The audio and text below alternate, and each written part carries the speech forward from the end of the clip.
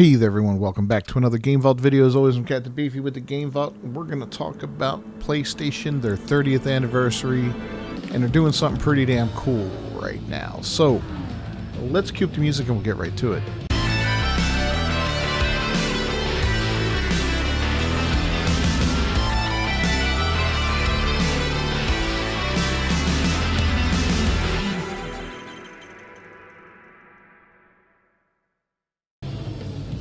Alright, so it's been 30 years since the original PlayStation came out. 30 years, man. That's unbelievable. A lot of stuff's happened back then. A lot of gamers weren't even born when the first one came out. Me? I was 24 years old back when the first PlayStation came out. Just to put things in context a little bit. You know, I grew up with Ataris and original Nintendos and Super Nintendos and all that kind of stuff. Absolute insanity. I got to watch. I lived through the 8-bit and the 16-bit eras and all that kind of stuff. Commodore 64s, Texas Instruments, TI-99s, man. The dark ages of gaming. I saw the great Atari crash, which gave the opportunity for the Japanese gaming market to come over here into the US and kind of take over with Nintendo and all that. It's fantastic. But there's a free-to-play Gran Turismo release date set for this week for a game. It's called My First Gran Turismo. And it released today. Sony continues its PlayStation 30th anniversary celebration with one of its most beloved franchises. The previously announced free-to-play racing game, My First Gran Turismo, finally has a release date and players won't have to wait very long. It launches for the PS4 and PS5, I'm guessing that was supposed to say, on December 6, 2024. Available to download at 12 a.m. local time. Check out the trailer below to get a taste of what you can expect. I'll link here so you can go ahead and watch the trailer. I've got the regular, I've got some footage from Gran Turismo playing in the background here. It's basically a trial version of Gran Turismo 7.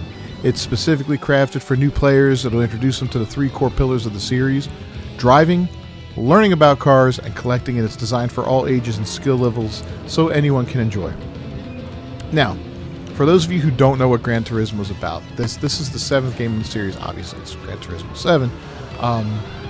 They did have a sport one out there for PlayStation 4 that was kind of a Gran Turismo game, but kind of not. It was a little more arcadey. But Gran Turismo, like it says, is the real driving simulator. This is more than just a racing game. It's not quite an arcadey type racing game. It's like it says, a driving simulator. You can swap out parts on your cars. You can fine-tune your car. You can change the gear ratios on the engine. You can change how, different types of brakes, your tires up front and back. You can put different types of tires on the front and back, hard tires, soft tires, etc. You can tighten up the brakes on the front or the back to change how, when you hit the brakes, it'll change how the car actually physically turns and stuff when you go into a corner. I mean, it's pretty wild the different things you can do. And it's absolutely fantastic. I mean, there's so much customization you can do on your cars, and it's so cool. Absolutely fantastic. There's a ton of tracks.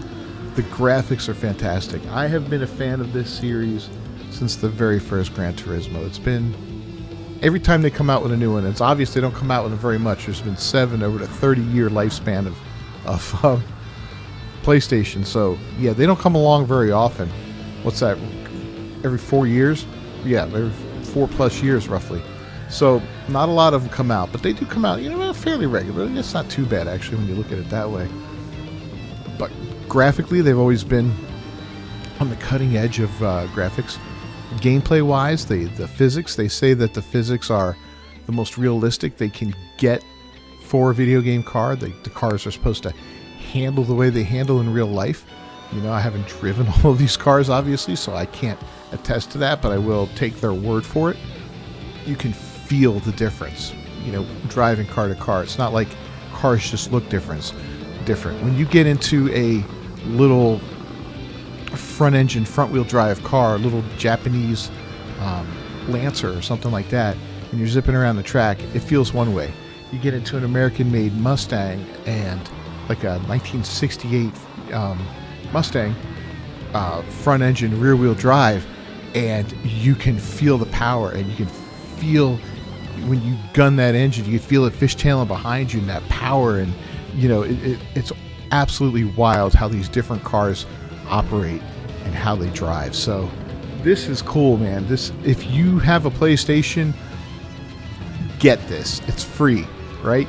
This is something to experience. Even if you don't like racing games and all that, get it, download it, give it a shot, man. It's worthwhile. I mean, it's a free game, and it's a lot of fun, and I highly recommend Gran Turismo to anybody. It may make you a believer. I've played a lot of games in my life. I remember F-Zero on, I think it was the Nintendo 64, or was it the Super Nintendo? I don't remember.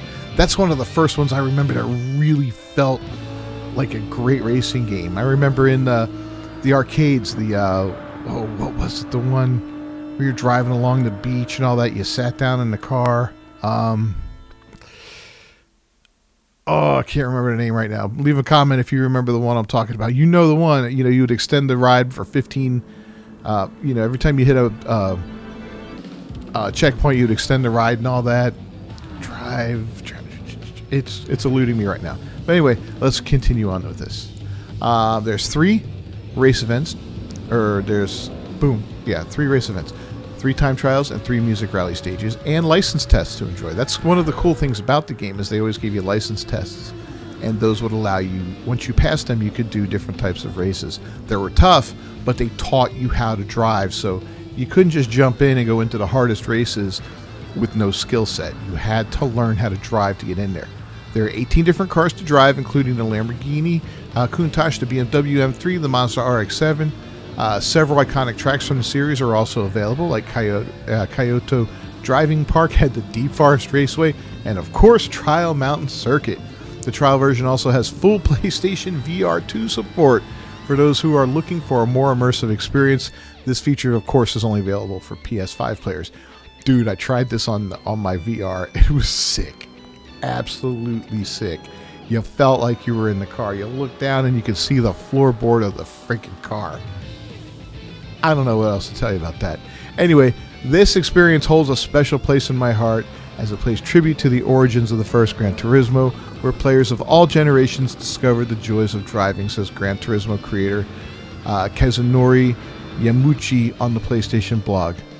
Whether it's introducing kids to the joy of racing for the first time or reigniting a forgotten passion for driving, my first Gran Turismo was designed to be both approachable and immersive, created for everyone with no limit on age or driving skill level. So there you have it, man. Get it, download it. It just came out today. I don't know how long it's going to be available.